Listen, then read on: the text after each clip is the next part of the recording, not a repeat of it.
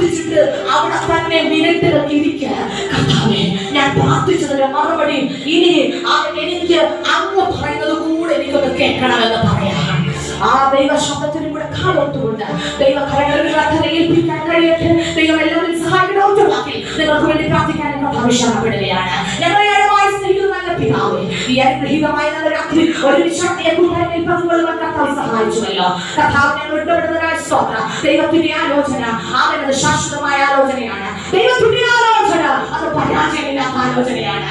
അവൻ അത്യുന്നതനായ ദൈവത്തോടെ ഞങ്ങൾ ആലോചന ചോദിക്കുന്നത് സകലതും നിർവഹിച്ചു തരുന്ന ദൈവത്തെ തന്നെ ഇന്ന് രാത്രി ആ കർത്താവിന്റെ കരങ്ങളിൽ സമർപ്പിക്കുകയാണ്. ഇവിടെ എല്ലാ ദൈവമക്കളെ കർത്താവ് അനുഗ്രഹിക്കട്ടെ.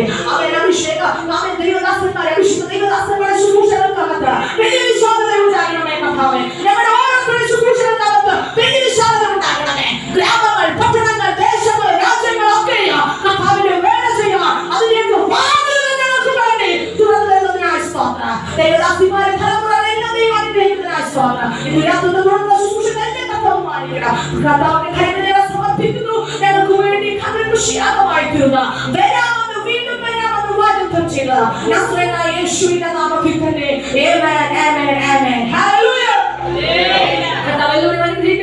ഇന്ന് രാത്രി ഈ ശുശ്രൂഷകൾ ഈ സമയം ദൈവത്തെ ശുശ്രൂഷിക്കാൻ എനിക്ക് അവസരം തന്ന പ്രിയ ദൈവദാസന്മാരുടെ നന്ദി അറിയിക്കുന്നു. ഇത്രയും സമയം ശ്രദ്ധയോടെ ശ്രമിച്ച കർത്താവിന്റെ ദാസിമാരോട്